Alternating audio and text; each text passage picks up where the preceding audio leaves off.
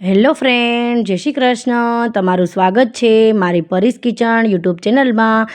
તો આજે આપણે બનાવવાના છે ટેસ્ટી મસાલા ઢોસા અને સાદા ઢોસા ચીઝવાળા.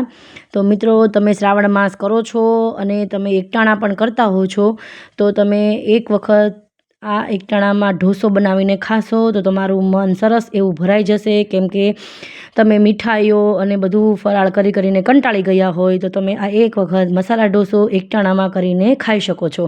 તમારે ડુંગળી નથી નાખવાની. એકટાણા કરતા હોય તો, ન ખાતા હોય તો લસણ ડુંગળીને સ્કીપ કરી દેવાનું છે. તો મિત્રો, તમે મારો આખો વિડીયો જોશો તો તમને ખબર પડશે મેં એક સરસ એવા માપ સાથે આ મસાલા ઢોસો બનાવેલો છે. તમે મારો વિડીયો સ્કીપ કરીને જોશો તો તમને કાંઈ નહીં ખબર પડે. તો મિત્રો, તમે મારી ચેનલને લાઇક કરો, તમારા દોસ્તો, તમારા પરિવાર સાથે શેર કરો અને સબસ્ક્રાઈબ કરવાનું નહીં ભૂલતા. મેં 3 કપ ભરી અને ચોખા લઈ લીધા છે. એકદમ સરસ ખીચડિયા ચોખા લીધા છે. એ જ કપના માપથી અડદની દાળ અને ચણાની દાળ લીધી છે.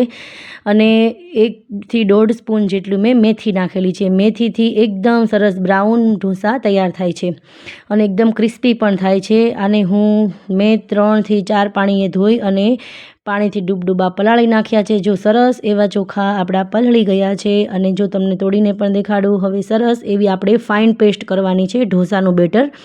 આપણે આને દરદરું નથી પીસવાનું, બધું મેં બેટર પીસી નાખ્યું છે. હવે આપણે આને 10 થી 11 કલાક માટે આથો લાવવા માટે મૂકી દઈશું. કેમ કે ચોમાસું છે એટલે જલ્દી આથો નથી આવતો. ગરમીની સિઝન હોય તો ફટાફટ આથો આવી જાય છે. જો મેં 10 થી 12 કલાક માટે આથો લાવીને મૂકી દીધો છે. રાત્રે પલાળ્યું હતું અને સવારે જો કેટલો સરસ આથો આવી ગયો છે. ઘરે સરસ એવું બેટર તૈયાર થાય છે. તમારે બહારથી લાવવાની કોઈ જરૂર નથી. આપણે થોડું કરી આમાં બેટર નાખશું અને પાણી અને મીઠું એડ કરવાનું છે. મિત્રો, તમે ચણાની દાળ અડધો નાખશો અને મેથી નાખશો એટલે એકદમ સરસ એવા પેપર ઉતરશે. જેને નથી ઉતરતા એને પણ ઉઠલવા લાગશે. તો મીઠું અને 1 થી 1.5 ગ્લાસ જેટલું મેં પાણી નાખી અને બેટરને પતલું કરી નાખ્યું છે. તમારે જેટલી થિકનેસ જોઈએ, જાડું કે પતલું, એવી રીતે તમારે આ બેટરને રેડી કરવાનું છે. બેટર રેડી થઈ ગયું છે. આપણે હવે બટેટા બાફવા મૂકી દેવાના છે. એકદમ સરસ એવા કિલો બટેટા લઈ લીધા છે મેં. મીઠું અને પાણી નાખી અને હું બાફવા માટે મૂકી દઈશ. મિત્રો, આ બહુ ટેસ્ટી એવા મસાલા ઢોસા બનીને તૈયાર થયા હતા. તમે એક વખત જરૂરથી ટ્રાય કરજો. આ બધા બટેટા બફાઈ ગયા છે અને હું મેશ કરી લઈશ. હવે મેં લીલા વટાણાને ઉકળતા પાણીમાં સરસ એવા છૂટા બાફી નાખ્યા છે, આવા અધકચરા. અને આદુ મરચાંને લઈ લઈશ. તેની હું દરદરી એકદમ પેસ્ટ તૈયાર કરી નાખીશ. જો દરદરી પેસ્ટ તૈયાર થઈ ગઈ છે મિત્રો, તો હવે આપણે આદુ મરચાંની પેસ્ટ અને લીલા વટાણાને આપણે સાંતળી લેવાનું છે. આમાં મેં કોઈ લસણ ડુંગળીનો ઉપયોગ કર્યો નથી. રાઈ, જીરું, હિંગ, હળદર અને આદુ મરચાંની પેસ્ટ, લીમડો અને લીલા વટાણા જે આપણે બાફ્યા હતા એ આપણે એડ કરી દેવાના છે. આપણે અધકચરાને બાફી નાખશું, નહીં તો આપણે આમાં તમે ડાયરેક્ટ સાંતળો છો તો ચવડિયા જેવા થઈ જાય છે. એકદમ સોફ્ટ અને ગ્રીન નથી રહેતા. તમારે આટલું ગ્રીન રાખવા હોય તો તમારે 2 ચપટી ખાવાનો સોડા ઉમેરવાનો જ્યારે તમે લીલા વટાણાને બાફો છો ત્યારે પાણીમાં. હવે મેં ગરમ મસાલો અને લીંબુ એડ કરી દીધું છે. સરસ એવું હું એને મિક્સ કરી દઈશ. થોડી વાર માટે હું આને ચડવા દઈશ. કેમ કે આપણે આદુનો કાચો ટેસ્ટ જતો રહે ત્યાં સુધી આપણે ચડવા દઈશું.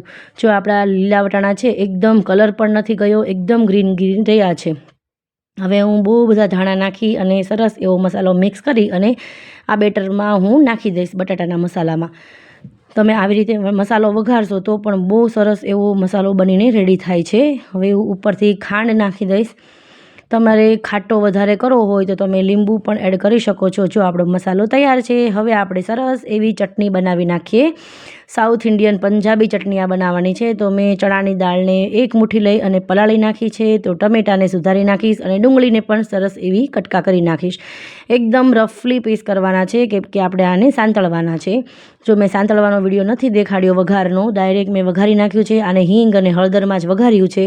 સરસ એવું ચડી જાય પછી આપણે આમાં મેં લાલ મરચું ને બધું નાખી દીધું છે. આમાં મેં લસણ, આદુ, મરચાં એવું કંઈ નથી નાખ્યું. ખાલી લસણ અને ચણાની દાળ અને ડુંગળી ટમેટા જ નાખેલા છે. તો સરસ એવું ચડી જાય પછી આપણે મિક્સરમાં આને ચટણી બનાવી નાખશું. તમે આને કોકોનટની ચટણી જગ્યાએ આ ચટણી બનાવો છો તો બહુ ટેસ્ટી એવી લાગે છે, ખાલી પેપર સાથે પણ. હવે હું આમાં થોડું અમથું પાણી નાખી અને થોડી પતલી ચટણી બનાવીશ. બહુ જાડી ચટણી નથી સારી લાગતી. હવે આને આપણે તડકો મારીશું. તો તેમાં આપણે રાઈ નાખીશું અને લીમડો નાખીશું અને આ વઘારની ચટણીમાં રેડી દેવાનો છે. સરસ એવું મિક્સ કરી અને આપણી ચટણી તૈયાર થઈ ગઈ છે. મિત્રો, તમે લસણ ડુંગળી શ્રાવણ મહિનામાં નથી ખાતા તો તમે એકલા ચણાની દાળ અને ટમેટાની પણ બહુ સરસ બને છે આ ચટણી. અને આપણે હવે કેપ્સિકમ, ડુંગળી અને ટમેટાં સુધારી લીધું છે. આપણે મસાલા ઢોસાની ઉપર નાખવાનું છે, કેમ કે આપણે બટેટાના મસાલામાં કશું નાખ્યું નથી. આપણે કાચું નાખવાનું છે ઉપર. હવે હું આ પેપર સરસ એવું પાથરી દઈશ. જો મિત્રો, જેનાથી આ પેપર નથી થતું, નથી ઉઠલતું કે નથી પતરાતું, તો તમે આવી રીતે બેટરને પલાળશો ચણાની દાળ અને મેથી એડ કરીને, તો સરસ એવું બેટર સરસ રેડી થશે. અને જેને નથી આવડતો એને પણ આ ઢોસો સરસ રીતે ઇઝીલી ઉઠલી જશે એનાથી. તો હું બટેટાનો મસાલો જે આપણે બનાવેલો છે આમાં આવી રીતે સ્પ્રેડ કરી દઈશ અને આપણે કાચા વેજીટેબલ કટિંગ કરેલા છે, કેપ્સિકમ, ડુંગળી અને ટમેટાં, એ આપણે આમાં થોડા થોડા એડ કરી દઈશું. તમે ડુંગળી નથી ખાતા તો તમે સ્કીપ પણ કરી શકો છો. હવે હું બધું સરસ એવું ચડવા દઈશ. થોડું ઉપર મેં લાલ મરચું પાવડર પણ સ્પ્રિંકલ કરેલો છે અને હું ચીઝ પણ એડ કરીશ આની અંદર. તો મિત્રો, બહુ સરસ એવો આ ઢોસો રેડી થાય છે મસાલાવાળો. બહુ ટેસ્ટી લાગે છે. તમે એક વખત ટ્રાય કરજો. તમે ચીઝ નથી ખાતા તો તમે ચીઝને સ્કીપ પણ કરી શકો છો. મેં ચીઝ નાખેલું છે, બહુ બધું ચીઝ નાખેલું છે. મસાલા ચીઝ ઢોસો બહુ ટેસ્ટી એવો લાગે છે. હમણાં હું તમને સાદો ઢોસો પણ કરીને હું બતાવીશ. બહુ ટેસ્ટી એવો ઢોસો થાય છે. તમે શ્રાવણ મહિનાના એકટાણા કરો છો તો તમને આવું કંઈક મન થાય ખાવાનું, તો એકટાણામાં તમે આ ખાઈ શકો છો. કે મીઠાઈઓ અને બધું ખાઈને કંટાળી ગયા હોય તો. હવે થોડી વાર આપણે આમાં ચડવા દઈશું આને, કેમ કે આપણે કાચા વેજીટેબલ એડ કરેલા છે. એટલે જો સરસ એવો આપણો ઉઠલી ગયો છે અને આપણે આવી રીતે કાઢી લેવાનો છે ઢોસાને. એવી જ રીતે હું બીજો ઢોસો સરસ એવો પાથરી નાખીશ. એ થોડો મારે નાનો બન્યો હતો, કેમ કે મેં બેટર થોડું ઓછું લીધું હતું, મારે લેવાનું હતું એટલા માટે. આ થોડો મોટો ઢોસો અને સરસ એવો જો સ્પ્રેડ પણ કેટલો સરસ થાય છે. હજી હું તમને કહું છું, તમે બેટર એક વખત કેવી રીતે મેં બધી વસ્તુ પલાળી છે તે એક વખત જરૂરથી જોજો. બહુ સરસ એવું આ બેટર પણ બને છે. તમે મેથી અને ચણાની દાળ નાખશો એટલે 100% નથી ઉઠલતો એને પણ આ ઢોસા એકદમ આસાનીથી ઉઠલશે અને સરસ એવા ક્રિસ્પી બ્રાઉન તૈયાર થશે ઢોસા. હવે મેં સરસ એવું બેટર રેડી કરી નાખ્યું છે. બેટર પાથરીને રેડી કરી નાખ્યું છે. એની ઉપર 1 ચમચી હું ઘી એડ કરીશ. તમારે બટરવાળો ઢોસો કરવો હોય તો તમે બટર નાખી શકો છો. સરસ એવા ધાણા સ્પ્રિંકલ કરી દઈશ. આમાં આપણે કોઈ મસાલા નથી નાખ્યા, ઓનલી ફોર મેં સાદો મસાલા ઢોસો બનાવેલો છે. સરસ એવા ધાણા સ્પ્રિંકલ કરી દઈશ અને હું લાલ મરચું પણ સ્પ્રિંકલ કરીશ. તમે આની ઉપર મેગી મસાલો પણ એડ કરી શકો છો. મેગી મસાલાનો ટેસ્ટ બહુ સરસ આવે છે. ધાણા અને મેગી મસાલો, અને મેગી મસાલો ન નાખવો હોય તો ધાણા નાખો, પછી ઘી સ્પ્રેડ કરો અને ઓરેગાનો અને ચીલી ફ્લેક્સ પણ નાખી શકો છો. એકદમ સરસ પિઝાનો ટેસ્ટ આવે છે. મેં આવી રીતે રેડી કરેલો છે બીજો ઢોસો, કેમ કે મારા બાળકોને આવો ઢોસો પણ ખૂબ સારો ભાવે છે અને લાલ ચટણી જોડે.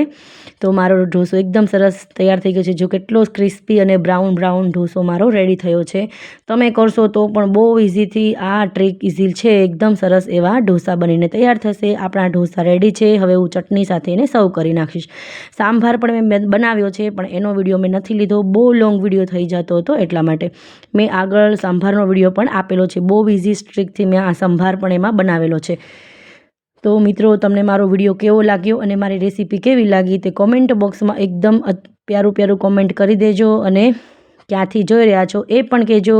આપણો ઢોસો રેડી છે મિત્રો. જોઈને જ મોઢામાં પાણી આવી ગયું છે.